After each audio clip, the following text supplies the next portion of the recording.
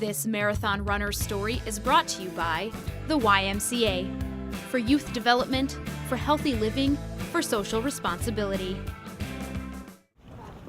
For many running today's race, they might not have even made it to the starting line if it weren't for the help of a pace group. Amanda Lopez, Caroline Yasuda, and Bob Curran are three pacers that have been training other race participants for the last 17 weeks. Their main role is keeping athletes on track to run the race in a set amount of time, often doing so using a special watch that measures their running speed. But they also do so much more during training. During training, we just make sure that the group stays on pace. We make sure that everybody knows about drinking enough water, enough other fluids, making sure that everybody has the certain recovery food and drink that they need. It makes your life easier. Like, you don't have to think of the route you want to do.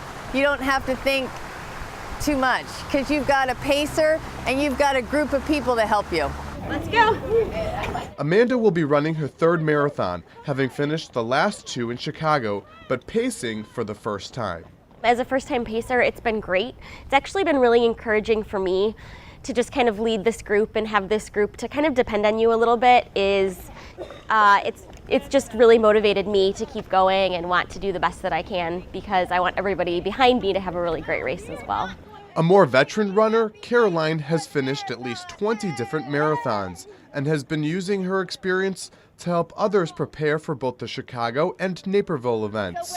She calls her group running the half marathon at a 10:30 pace the Happy Group. We make happy faces because we're the happy group. Yay! When we first started doing these pace groups for Chicago, we were the, as they would call it, the slowest pace group, and everybody would be like, I'm so slow, we're the slowest ones. I'm like, no, we're not, we're the happy group.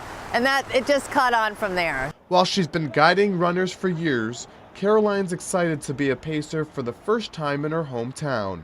I think the city is just going to be so electric to be able to have runners running through the city, to be able to cheer for them and go through it. And I think it's going to We're already a strong running community. I can only imagine what it's going to do to the community of running after the marathon.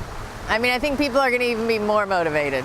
Bob has been training his group for the full marathon at a 9:45 pace to finish in just under 5 hours. Good morning.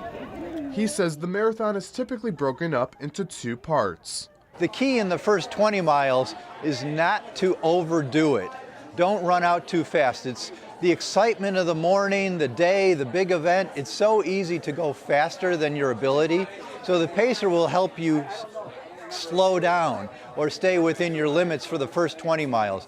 The last 6 is all mental. You get very tired and mentally drained. Having somebody alongside you to help with encouragement and just another voice will help assist you through the final stage of the race. While the job of a pacer can be physically challenging at times, these three know it's worthwhile. It's definitely a challenge to wake up every morning, especially at 5:30 a.m. on a Saturday.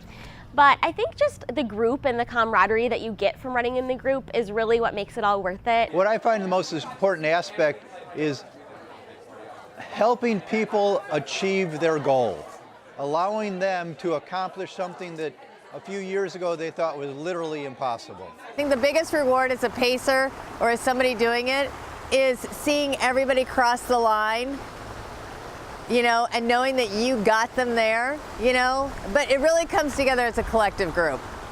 I'm Kevin Maychek for Naperville Community Television.